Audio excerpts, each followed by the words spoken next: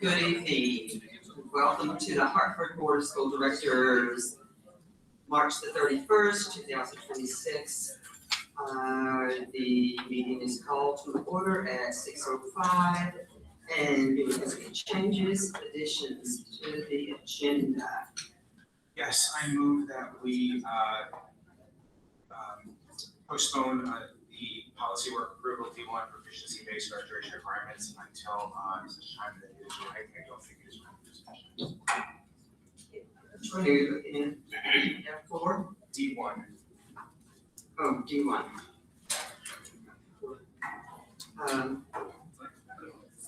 Do I have a second, or does the board want to discuss this? Second. Is there any discussion? Nope. Okay, all in favor of postponing D1 proficiency graduation requirements until our next board meeting, say aye. Aye. All opposed, say nay. And the ayes have it, it is approved. So we're going to table it until the next meeting. I have a couple also. We're going to make a motion that we table the board ground rules until our next meeting. Second. All in favor say aye. Aye. Aye. All opposed say nay. And motion carries. And one more. I make a motion that we table the the GP3. Second. Thank you. Got a froggy throat tonight. All in favor say aye. Aye. All opposed say nay. And the ayes have it. Okay, do we have any other additions or changes? Do I have a motion to approve the agenda? Yes. To approve the agenda, the additions and the changes. So moved. Second. All in favor say aye. Aye. All opposed, nay. And the ayes have it. Okay, Caty, would you like to introduce Erika? I would love to. So just to preface a little bit, throughout the remaining meetings throughout the rest of the school year, we're going to have different presentations from different school leaders and administrators to share continuous improvement plans with the board, as well as the comprehensive needs assessment that went into producing those plans. And so we are going to start actually with Erika Schneider, who is going to present the comprehensive local needs assessment for the Hartford Area Career Center, which is a bit of a different process given that the career and technical centers have to go through a different process in order to get grant funding. So I'm gonna let Erika engage in that work, and just prefacing that by letting the board and public know that these presentations will be throughout the remainder of board agendas throughout the remainder of the school year. All right, the microphone's good, and that is good also. So for those who don't know me, as Caty just introduced, I'm Erika Schneider. I'm the director of the Hartford Tech Center. And I'm here tonight to present our comprehensive local needs assessment. So recipients of Carl Perkins federal funding are required to do a comprehensive local needs assessment every 2 years. And it is pretty comprehensive. We take a look at a ton of different things: student performance, alignment of programs to labor market, and a lot more that I'll get into as we take a look at things. So we have been engaged as this process as our staff throughout the year. And so I'm going to share a few things that we have found from this. So overall, one of the first things that it looks at is student performance. Overall, our student performance is either staying steady or improving. Our graduation rates are strong, our academic proficiency is improving, our student career outcomes are improving, and we're having more non-traditional student participation, which I'll explain in a minute.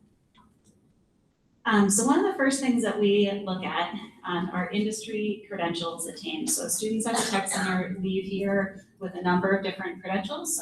So our welding students leave with 2 certifications that they can then use to go into any career. And so over the past few years, one of the things that we have done is we've really increased the percent of students who are earning an industry recognized credential from about 25% to over 60%. So we're pretty proud of these kids. And here's kind of where it matters. So this is a student who graduated last year in our cosmetology program. While she was here, she earned her cosmetology license, so that would be an industry recognized credential that she earned.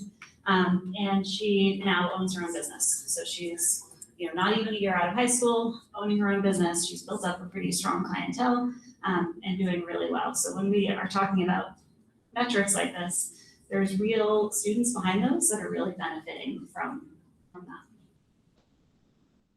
Another place where we've had some strong performance is in our work-based learning. So we have gone from, again, about 25% of students participating in work-based learning to right about 60%.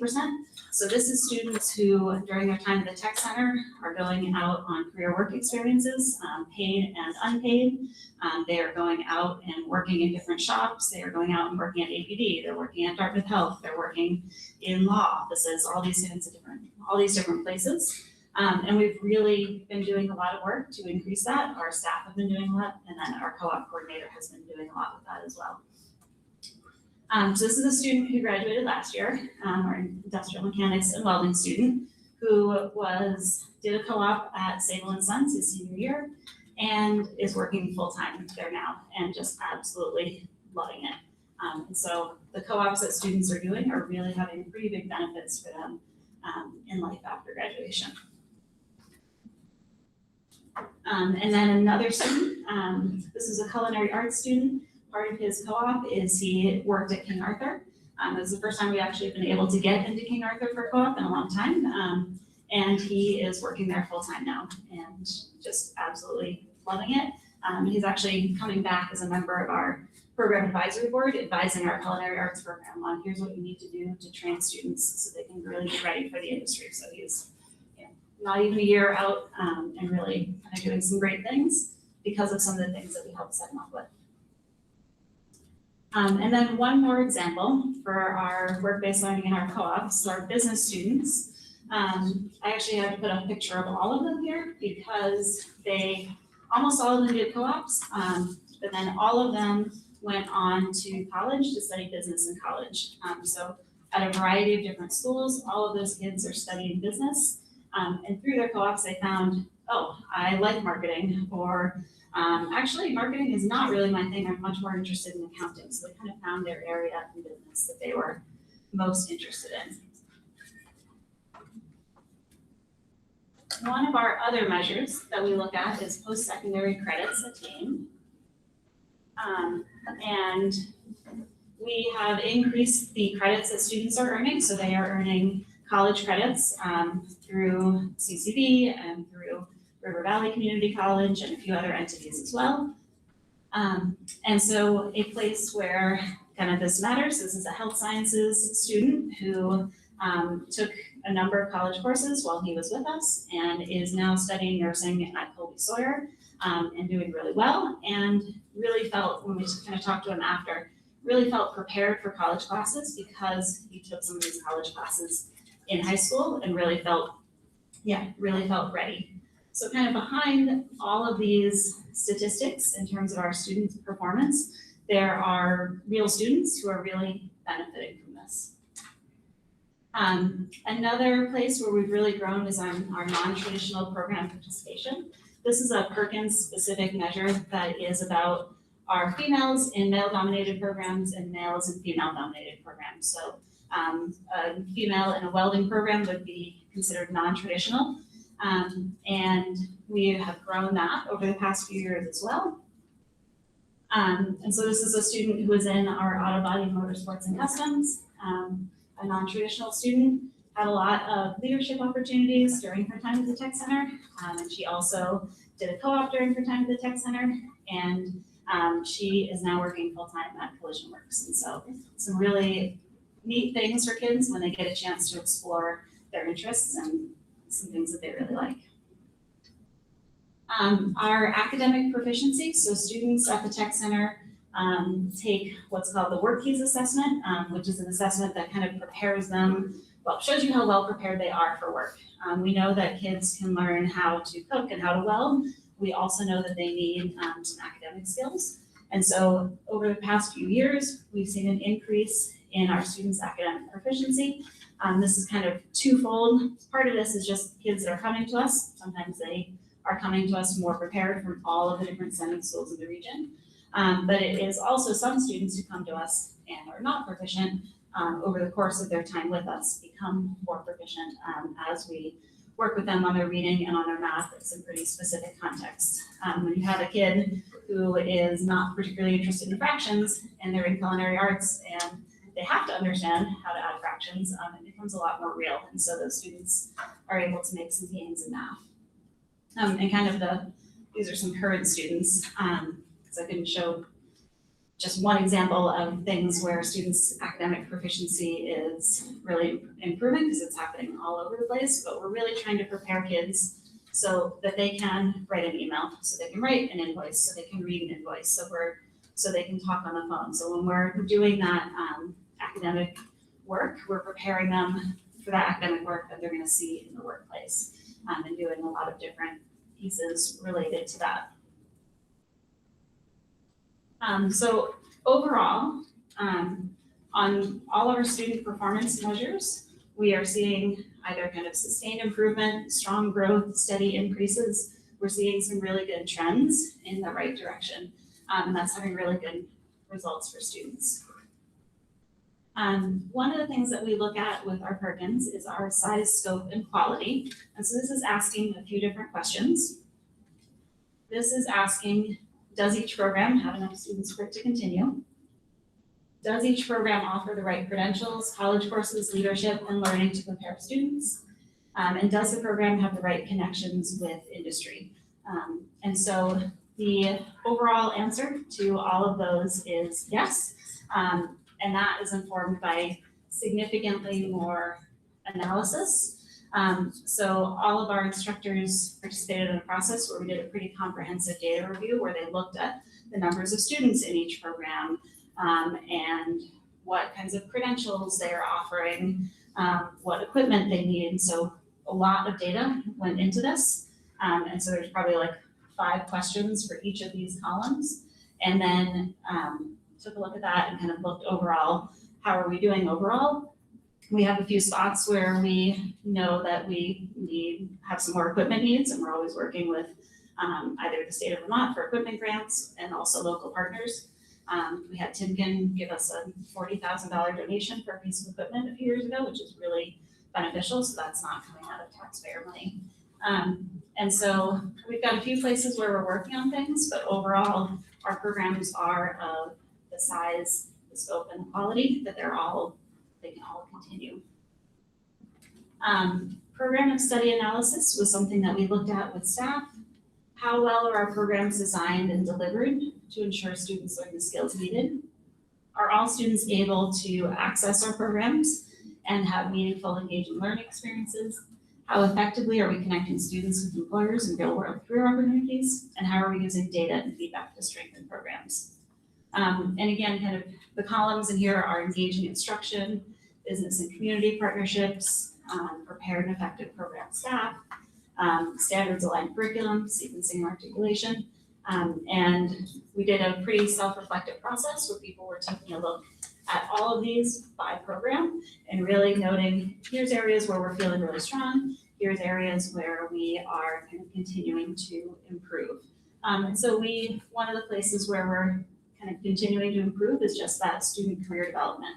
For us, this is, I showed some examples of kids, what they do after graduation. We are doing a lot of work with kids to help them figure out what they're doing after graduation. And we still have more things we can do to be more intentional about that, because we do still have some seniors that, particularly this time of year, are getting they're still a little bit lost. One of the things that we look at is our faculty and staff recruitment, retention, and training. And so we have a staff survey that we do every year. In FY26, we asked, I enjoy working at the tech center. The green is strongly agree, the blue is agree. And then, so 2 years ago, everybody either strongly agreed or agreed. Same this year, but a higher percentage of people strongly agreed. So about 80% of our staff strongly agreed that they like working at the tech center. And you can kind of see some places where we just enjoy working with each other and enjoy kind of working with our students. This is one of our auto tech teacher got honored by one of our Windsor students for her contributions to his education, so comes with a football jersey. One of the questions that we ask is whether staff feel like they have a voice in decisions about the center. And we've got a kind of contingent here that says always, usually, sometimes, and rarely, so it's kind of distributed, but we have had some movement towards people feeling like they have more of a voice in some decisions around the center. And we've also been asking about whether staff meetings and trainings are relevant to people. Again, we've got some variety here. Some people say always, some people say rarely, and then a contingent in usually and sometimes. And this was one of our goals from a few years ago, so we've made some progress on that. Yeah, we have. I'll just let you admire them for a second. We've got really, really great staff. A few needs that were noted as a part of this were some mentors for paras. That was something that's come up. We've got really fantastic paras, and we don't have a formal process for that, so that's something that came up. And then staff capacity, just how can we support our co-op program? We've got a fantastic person leading the co-op program, and as our student numbers increase, do we have enough capacity in that area to be able to serve all the students we want to do? When we're thinking about progress towards equity and access, we do a student climate and culture survey every fall, and we have some students that have lots of different thoughts. Students that are feeling safe and comfortable in their program at the tech center is about 98%. Students that feel like they're a member of the HACTC community is like 98, 99%. This was nearly all of our student body that took this, so it was really just like 2 or 3 kids that were saying disagree. And then results, when kids are feeling comfortable, they're feeling like a member of their community, that results in some really good learning and then really being able to engage and kind of dig in. This one, our current students, we asked them some questions about their teacher. My teacher is encouraging and caring. My teacher challenges me to work to my potential and recognizes my accomplishments. And students across the board in all programs agreed that their teacher is encouraging and caring and recognizes their accomplishments. So I shared this pretty deliberately. I shared the same presentation with staff a few weeks ago. And really took some time to highlight this because we know that the teachers care and the students can really feel that the teachers care, and that really makes a huge difference.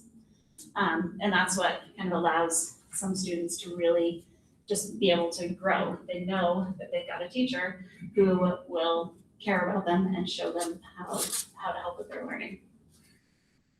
Our current students, they're really engaged in their program. They look forward to coming to the tech center. Many of our students, most of our students are taking a 15 to 30 minute bus ride to get here. So we don't take that for granted, that they look forward to coming here and that they're engaged when they're here, because it is a bit of a process for them to get here.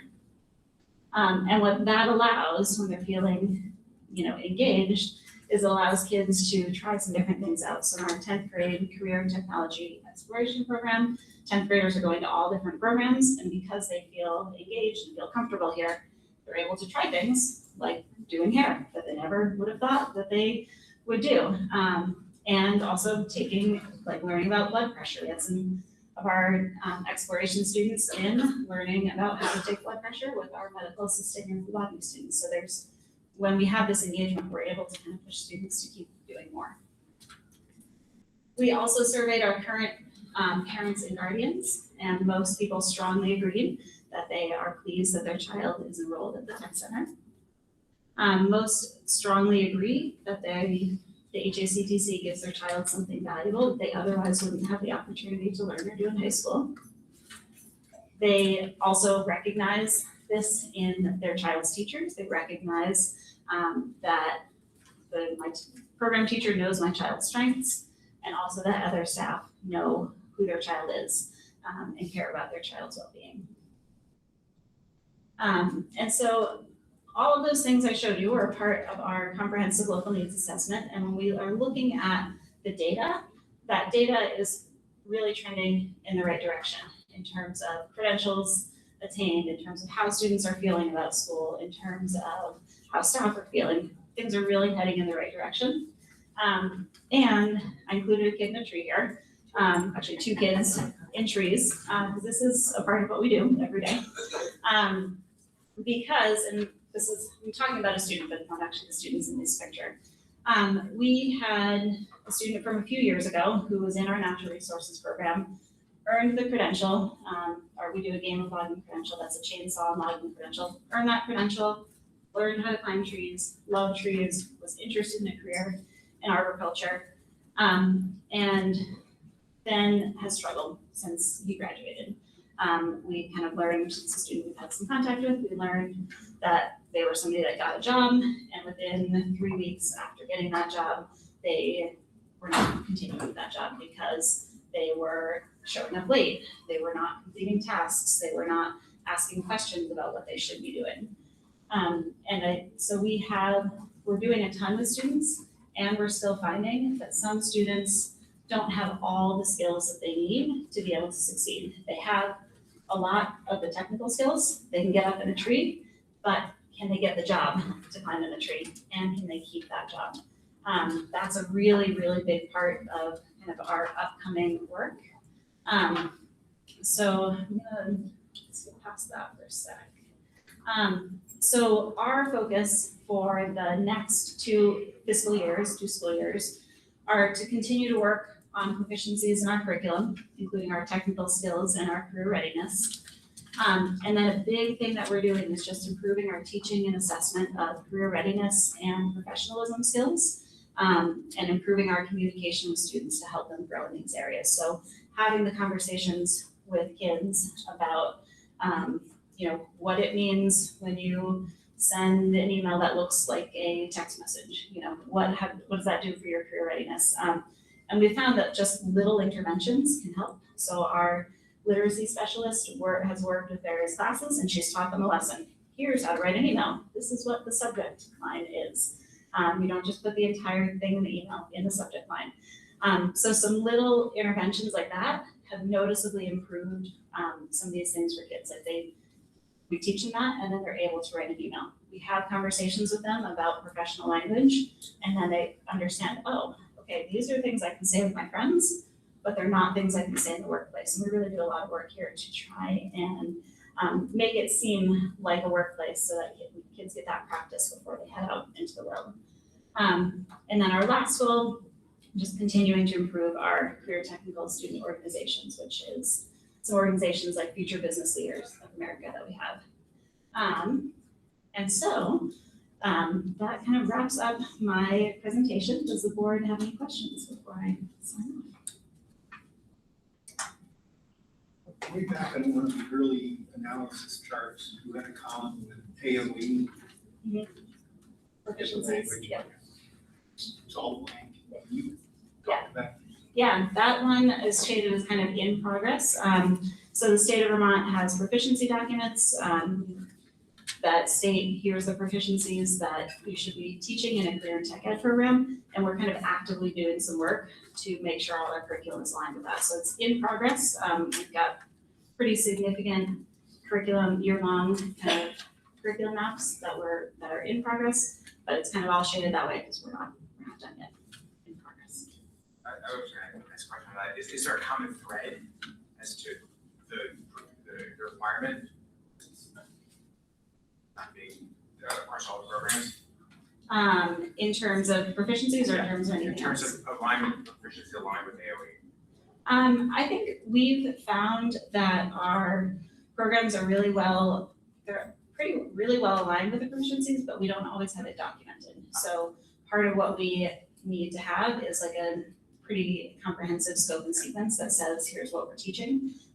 As we've gone through, we've kind of done an audit of the technical standards, and as we've gone through that, we found that we're teaching all of them. But we found some places where, okay, how can we teach that more intentionally?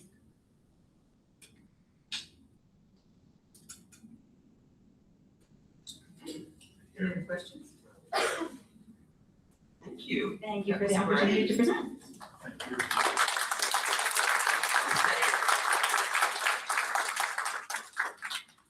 We have a report out on the education transformation public forum by Caty, please. Sure, I'll be fairly brief. I just wanted to recap a bit the panel discussion that happened last week. It was on last Monday, March 23rd, from 6 to 8 in the Hartford High School auditorium, hosted by our local Windsor Senator Joe Major, and also facilitated by Senator Major as well. Online, we had the Secretary of Education, Zoe Saunders, as well as Senator Thomas Chittenden, who is the most recent architect of the most recent iteration of S220, which is moving through and in the House at this point, as well as our local representative, Kevin Coach Christie. In person, we had local Senator Becca White, as well as Representative Esme Cole, Representative Rebecca Holcomb. We had our local Hartford School Board Chair, Nancy Russell, and then 3 superintendents, myself, Sherry Souza, who is the superintendent at Mountain View Supervisory Union, as well as Christine Bourne, who is the superintendent of Windsor Southeast. And it was a really meaningful and interesting conversation.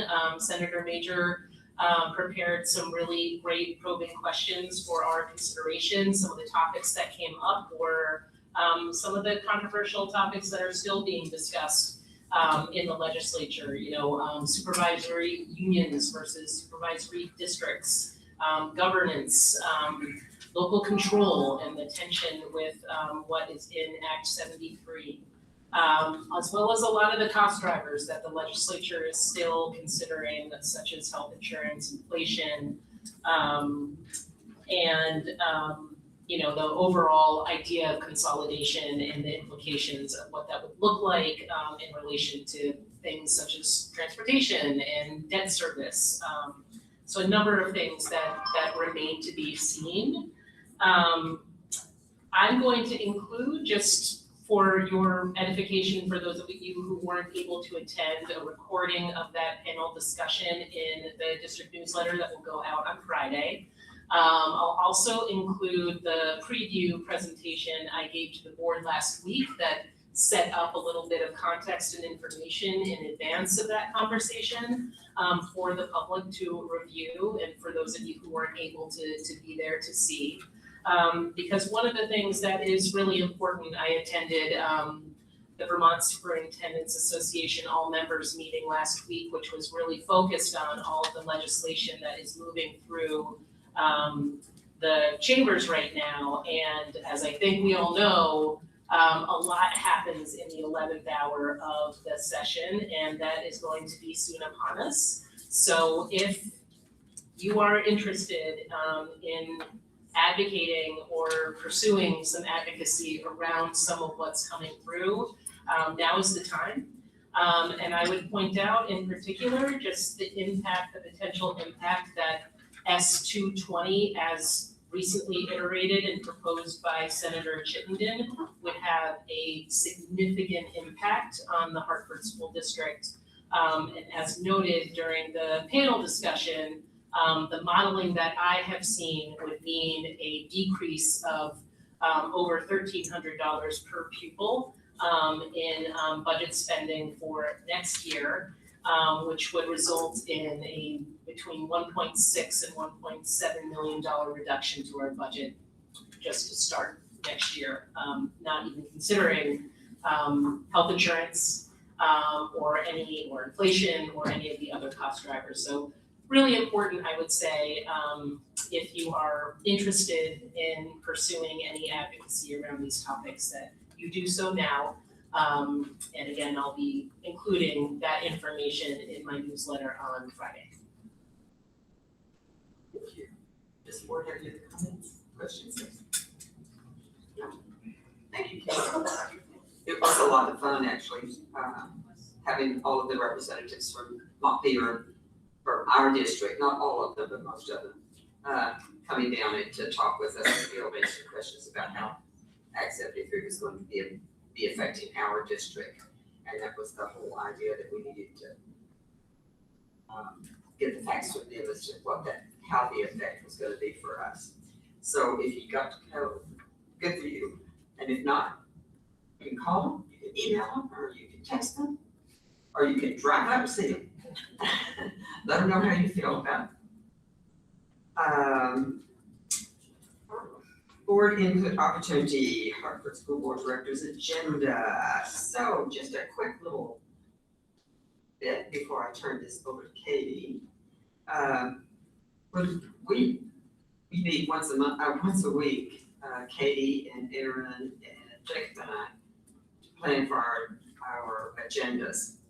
So that is basically who sets the agenda. The board members can certainly ask, or just ask us if they would like to have something put on the agenda, and we can do that. You as a public can do the same thing. You can text us and say, I would like to see such and such put on the agenda. Could you do that for us? And if at all possible, we certainly will do it. And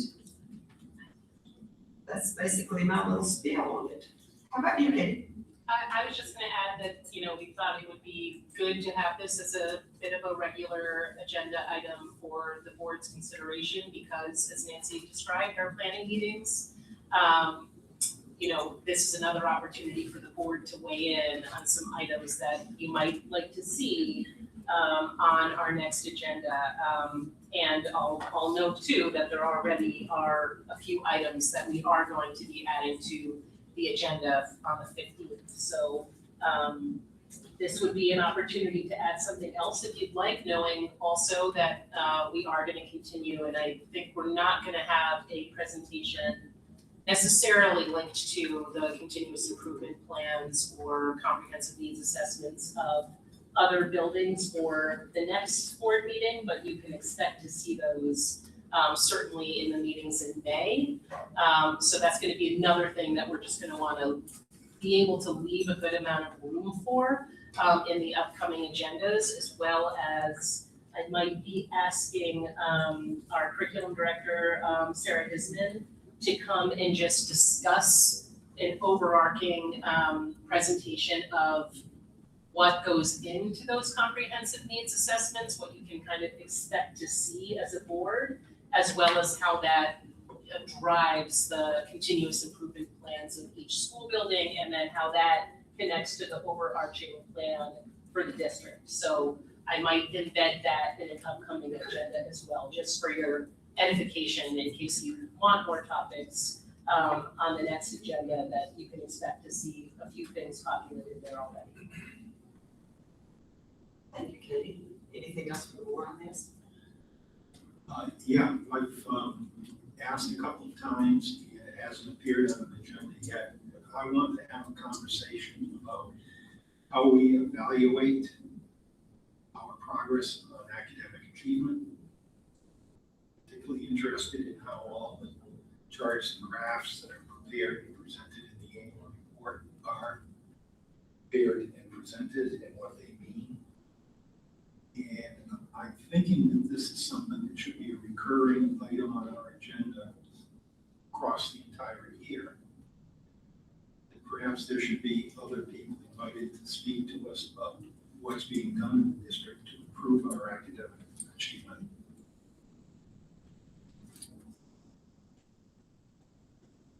Thanks, Colin. Anyone else on the board? I just have a question. At our last meeting, as we were talking about the 415 agenda, just want to circle back to the APU discussion that we had that Jonathan had brought up. We had tabled taking any action on that. And there were questions for follow-up, and Jonathan provided that. And it was shared, so is that gonna come back on the agenda, or is that now gonna line up with when Erika in mid-April that we can expect anyway, and is it gonna be within that discussion now? We tabled that, and I think he was looking for an answer on that. And is it gonna coincide? Caty, do you know the answer to that one? Whether, when we're gonna be bringing it back in? I would imagine that would be the case depending upon the timing of that report that comes back to us from Fuss O'Neill, our consultant. We are anticipating that we're gonna get that report prior to the next board meeting. And at that time, I would imagine it would be appropriate for that conversation about the APUs to be brought back in to that holistic picture of, you know, what the board would like to do in terms of next steps. Okay. But in the meantime, I would say too, that if the board would like any more related information, to please send those questions along to me to have Jonathan respond to them, to help to inform that information when it comes, as well as maybe providing you with maybe a bit, I would imagine, of like a translation of that report prior to it coming to the board, and again, depending upon the timing of when we receive it. Is Fuss O'Neill going to be the ones to present that, Erika? Yes, so my understanding is that one of the consultants, I think Rob Montgomery is his name, would be here to present the evaluation of corrective action alternatives, and I believe that there will be representatives from the Department of Environmental Conservation from the state as well, to help to continue to kind of like inform what these options are from their perspective. So, I would just add that I would like to keep the rotating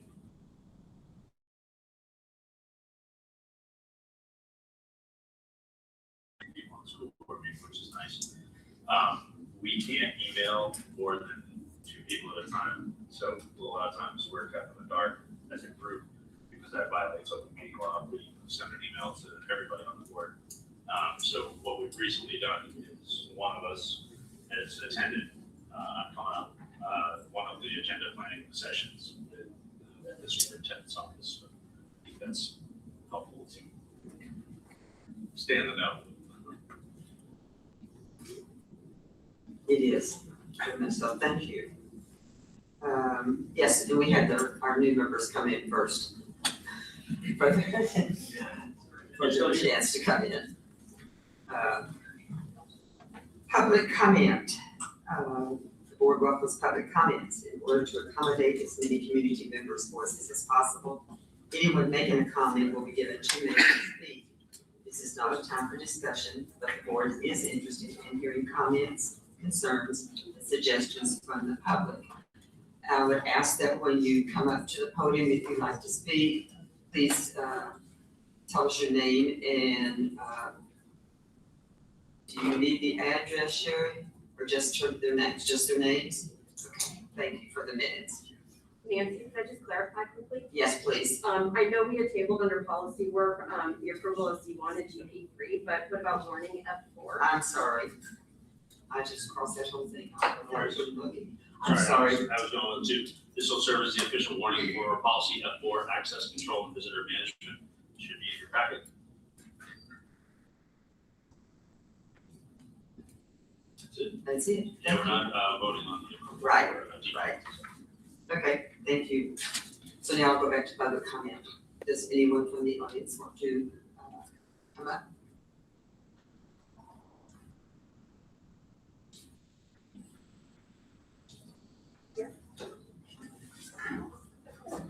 And could you, we seem to be having, the people that are online are having a problem hearing you.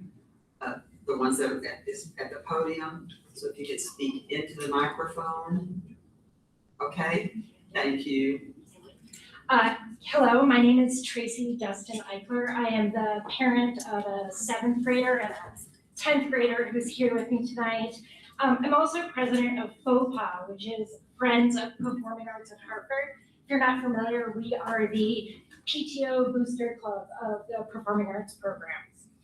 I'm here today because the poor condition of Hartford High School's performing arts facilities poses safety risks to students and is threatening a program central to our school and community.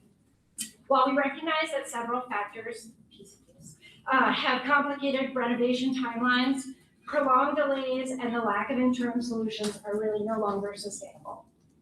Hartford has an exceptionally strong performing arts program, offering numerous and diverse opportunities that provide essential academic and co-curricular learning and a community of belonging for our students. The magic of these programs are the faculty, Danielle Connerty and Andrea Nardone at Hartford High School, and several other district educators, including Christian Chapman, Michael Connerty, Lynn West, and Alicia Stein.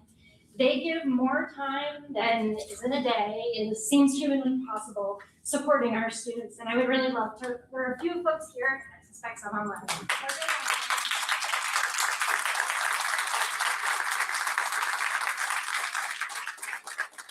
Unfortunately, our performing arts facilities actively undermine this essential program, place a significant administrative burden on faculty, and pose safety risks for our students. I have a letter, that details these, details the numerous issues, but I'm just going to talk about a few because I have a time limit. Did you know that the stage floor in the auditorium has several holes that are repaired with wood filler, tape, and paint? There are pictures in my letter. That the backdrop curtain of the site is ripping and currently threatening to drop its enormous metal weight onto the stage and our students. That there is a bucket up in the rigging over the stage that catches water that leaks from the roof and our students have to regularly empty. And that with each rainfall, or many times with significant rainfall, the band room floor floods, threatening musical equipment and soaking the carpet. These are only a few of the many safety and equipment issues plaguing our program. A bond passed several years ago to resolve these issues, but PCB mitigation has delayed action. Performing arts faculty have now spent years in limbo, focused on ongoing contingency planning, cancellations, and uncertainty, creating even more work for them. Students continue to rehearse in unsafe, deteriorating conditions, and the delay affects programming and budgets and sends a strong message to our student musicians and performers about their value to our district and our town. As parents and students, we urge the district to act now by immediately addressing the safety and use issues in the auditorium and band room to protect student performers and faculty. A prioritized list of repairs is in my letter. Thank you for your consideration. I know the parents of FOPA look forward to working with you all as we support the true gem that is Hartford Performing Arts. Thank you.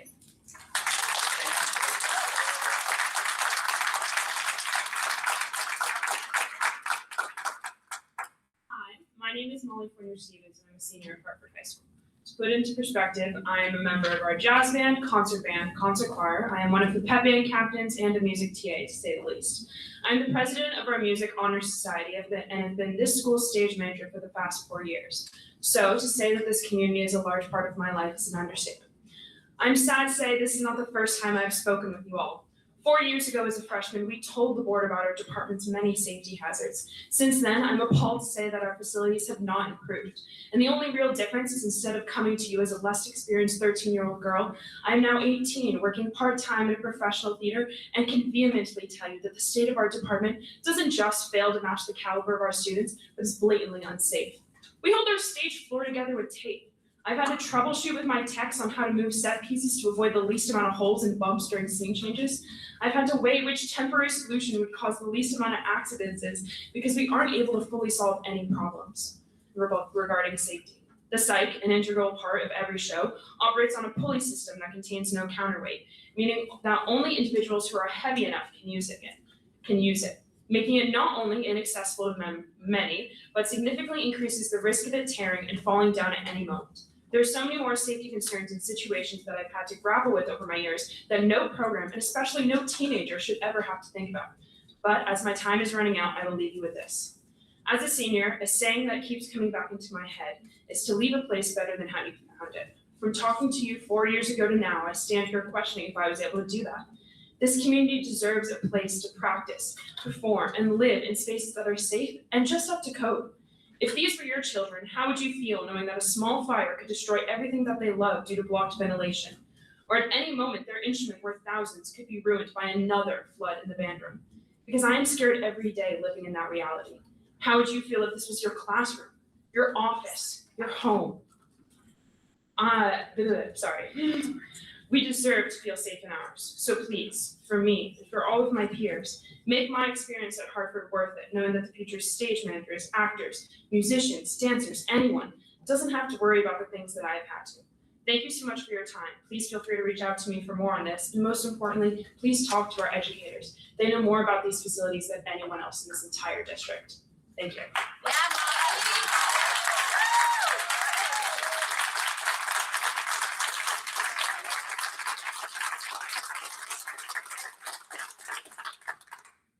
Hi everybody, thanks for hearing my comments. My name is Angela Krabovicki. I live in Wilder. I'm a parent of a Hartford High School senior and a member of FOPA. And I'd like to share just a quick anecdote. A couple of years ago, a Hanover theater kid asked my daughter, a Hartford theater kid, about how Hartford's dressing rooms are. Now, I don't remember what my daughter told me her response was, but for those who don't know, Hartford doesn't have dressing rooms. They have cloth dividers in the band room, and that's where the cast get ready and change costumes during shows.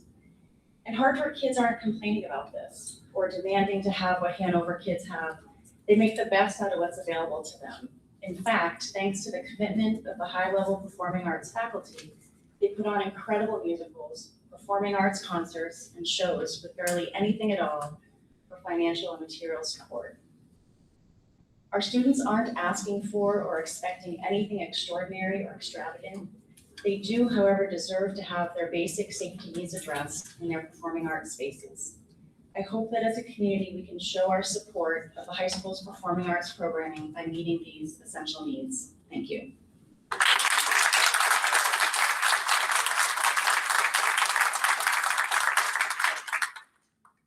Hello, I'm Dexter Maxwell Crosby. I'm a sophomore at Hartford High School. I play trombone in the concert band and jazz band. I sing in the choir and the tenor bass ensemble. I participate in music festivals for both singing and trombone throughout the year. I perform in the school musical. I'm a member of the Triumph Music Honor Society. I'm a counselor for the Hartford Performing Arts Camp. I'm also in the school honors program, as well as an advanced pre-calculus in chemistry, and I'm looking to go into those advanced placements next year. I want to become a scientist after school. Even though I don't intend on a career in the performing arts, they are still an essential part of my education and my life. There are so many skills to be gained in the performing arts, no matter what you plan to do. For my participation, I learned collaboration, adaptability, communication, persistence, and creativity. These are all skills that will be useful in your future no matter what you choose to do. Performing arts are essential, so please help with these repairs so these experiences can continue for others in the future. Thank you.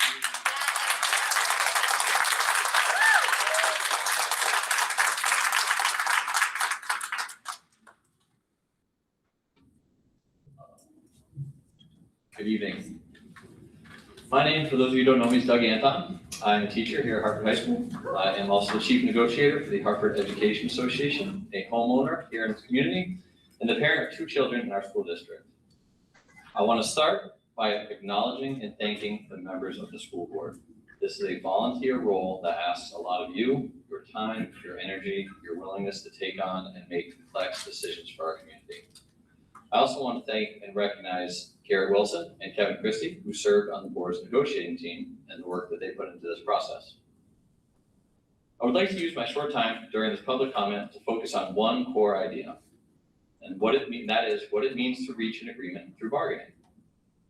On January 12th, we reached a full agreement with the board's designated bargaining team under the ground rules that gave them the authority to negotiate on behalf of the school board. That agreement was finalized and signed at the table as a complete package reflecting the understanding of both sides. This came after a thorough, collaborative, and positive process, including multiple late-night sessions where both sides made a real effort to meet the district's request to complete negotiations before the budget was finalized and presented on January 14th. Our members, many of them who are here today, have ratified that agreement in a nearly unanimous vote. From our perspective, that means that this process has been completed, awaiting only the board's final vote. I don't believe that this situation is about bad intentions or anyone trying to take advantage of anyone else. I truly believe that everyone involved cares deeply about this district and is trying to do what they believe is right. That being said, bargaining only works if both sides can rely upon the agreement reached at the table as final and complete. Reopening or revising a fully negotiated and ratified agreement is not part of that process, and it is not something that we are able to do. Doing so would set a precedent that undermines how bargaining is meant to function. So my request to you all is simple. Bring the agreement forward for a vote and honor the process that both sides committed to. Thank you for your time and for your service to our communities.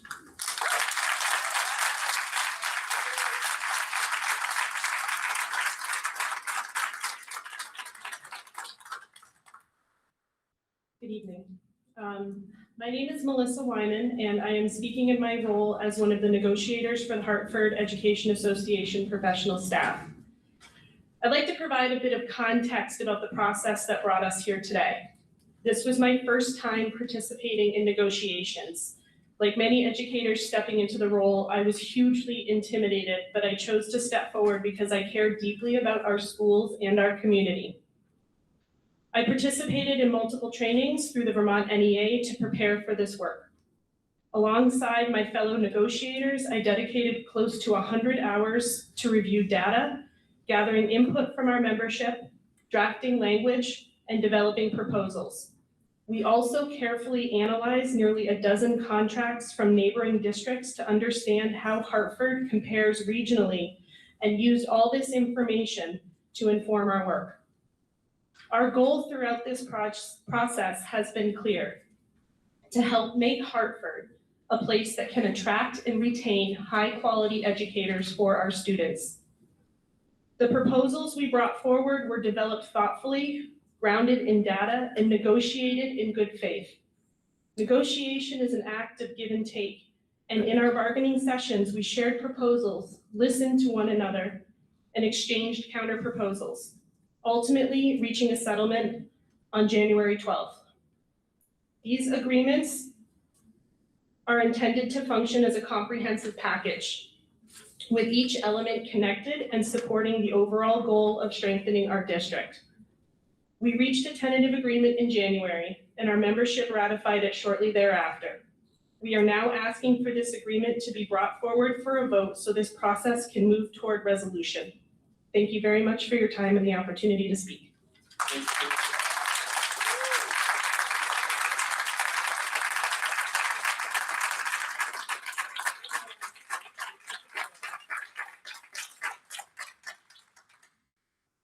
there anyone else from the floor that would like to speak?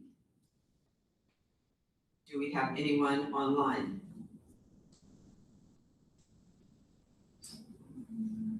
No. No raised hands? Okay. Okay, thank you all very much. Consent agenda. Caty, appointments, resignations, retirements. Thank you. We have 2 appointments this evening. The Wilder School Principal Hiring Committee has recommended for nomination for the next principal at the Wilder School, Patrick Peters. And we have Jacqueline Lalonde being nominated for Hartford High School School Counselor. And I have 1 resignation, which is Stacy McDougal at OQS 3rd grade teacher. Thank you. Do I have a motion to approve the consent agenda, which would include also the minutes of 3/18/26 and 3/19/26? Just 3. Pardon me? Just 318.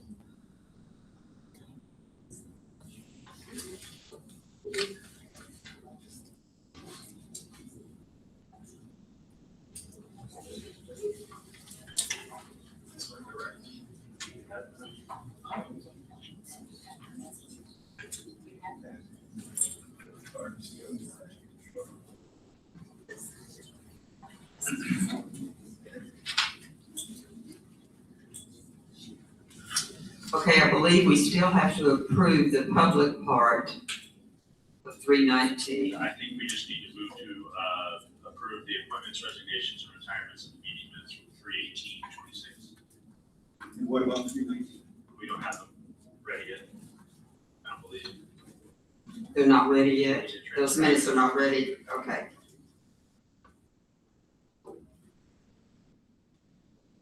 Okay, so we have a motion to approve the appointments, resignations, and retirements in the minutes for 3/18/26. Do I have a second?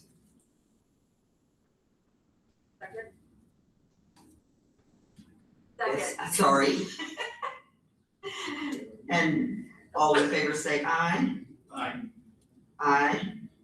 All opposed say nay. And the ayes have it, so the consent agenda is approved.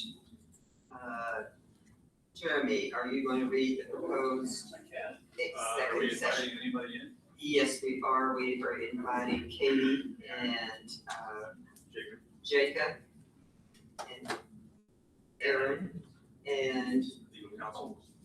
council. Is she on yet? I can't see the participant. Okay, I can't out. Okay. Want to take a look real quick?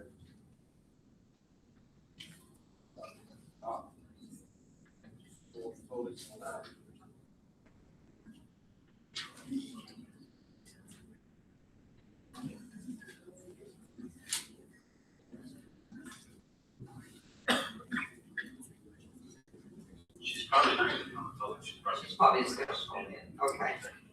But she will, yeah, absolutely. Is it, I move to find that premature general public knowledge regarding labor relations agreements with employees clearly places the board at a substantial disadvantage because the board risks disclosing its negotiation strategy if it discusses labor relations agreements in public.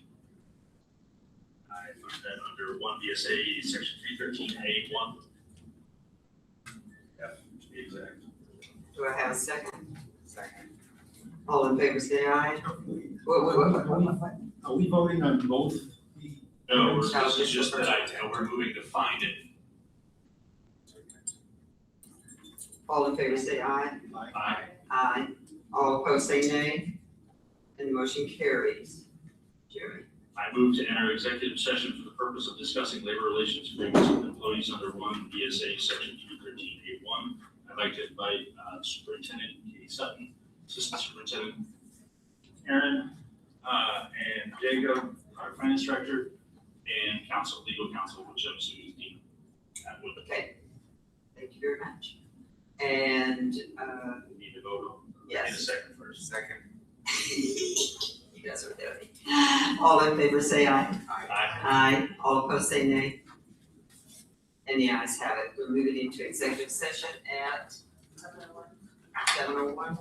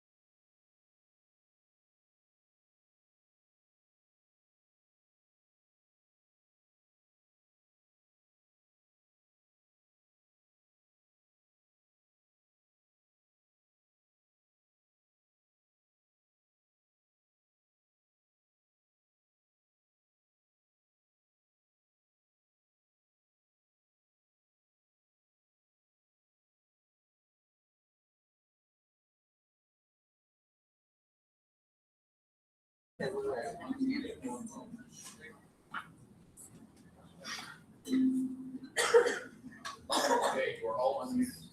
We're all ready? Okay, thank you. We have come out of executive session at 8:14 PM. Now, wait till we finish, okay? With no action taken. Jeremy? I move to hold a vote on ratifying the professional staff contract. Do I have a second? Second? All in favor? Oh, Your motion needs to include affirmative language that you're voting one way or the other. I move to pass the ratification of professional staff contract. Isn't it? Second.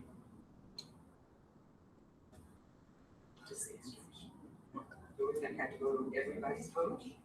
Yeah. Oh, just his? Jeremy just made the motion to approve the contract. To approve the contract. Gotcha, okay, This is second. yes. And all in favor say aye. Aye. All nay? All who do not want it to pass, please say nay. It's been a very long day. Okay, the ayes have it. Now, anything else? Nothing else? I'd like to say, You need to speak. I'm sorry, but I'd like to speak directly to the teachers. I'm very sorry and to wait this long for your contracts. I am not the first person to say that teachers are vastly underpaid in this country. I'm sorry. Thank you. Thank you. Can I come forward for a second? Yeah. I just want to shake your hands. I'm gonna say that. Sure. I didn't realize.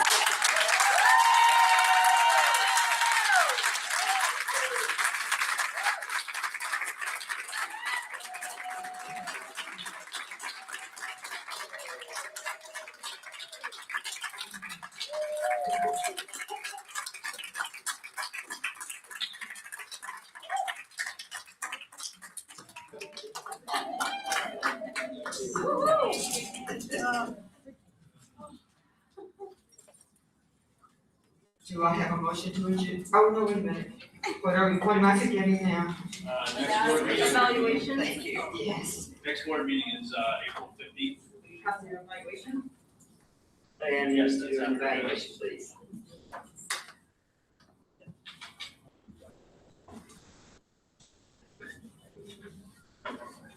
We don't. Jake, are you gonna cheat sheet for me? The board was prepared for the meeting, satisfactory. The board's time was spent on ends, not means, satisfactory. Each board member was given an opportunity to participate, satisfactory. Board treated all persons with courtesy and fairness, satisfactory. Board adhered to Robert's Rules of Order, satisfactory. Board adhered to its adopted governance style. It emphasized outward vision, encouraged diversity in viewpoints, and exercised strategic leadership, not administrative detail. It maintained distinction between board and staff roles. It used collective decision-making. It looked to the future. Move to adjourn. There is no need for a second.